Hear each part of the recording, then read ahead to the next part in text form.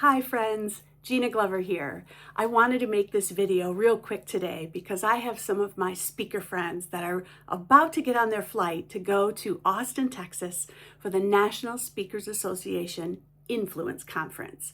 It's a conference that is one of the most motivational, uplifting, rewarding conferences I have ever attended in my life. And I'm going to miss it this year. So I'll be honest, I am having a little bit of FOMO. But I'm also recognizing that I have some skills when it comes to meeting people and networking and encouraging people to meet one another. And I'm not going to be in the room. So I thought I'll make a quick video and share that with some of my friends. Just because we're speakers doesn't mean we're always great networkers. And even people who like to talk a lot and like to talk for a living sometimes can feel a little overwhelmed by all the people in the room. Maybe in your head you think, I'm not good enough, I've not been here long enough. All of those things you can let go of. But you may still want to have a couple of questions in your pocket so that you don't get stuck in the small talk. That's what I talk about in my keynote about the fifth question. A fifth question is that question that pulls you over into deeper relationships and deeper connections rather than staying in that small talk land. Where are you from?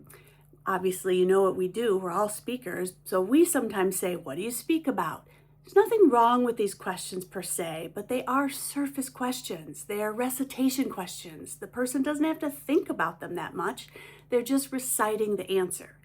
But when you ask a question that delves deeper, what I call a fifth question, you tap into something that means something. You make people stop and think.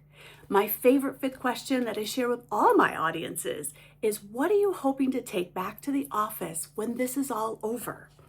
That question is a simple one, and it's a simple one to remember, and it will be one that can help you get the ball rolling. But please don't stop there.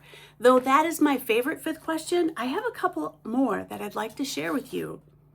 Here's one. If you started your business over again, what would you do differently?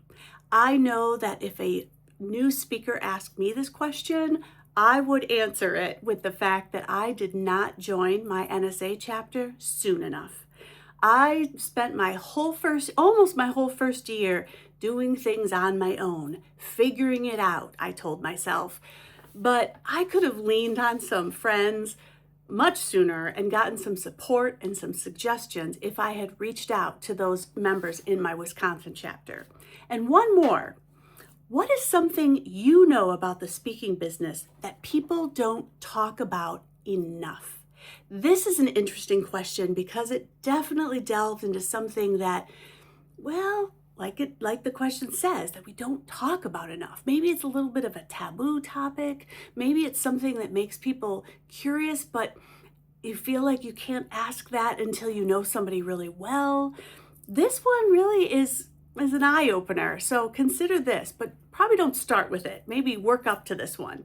I hope you all have a wonderful time at Influence. I look forward to hearing stories and insights and when you get back. So feel free to give me a ring, shoot me a LinkedIn message, or send me an email. I would love to hear from you. Have a great time, everyone.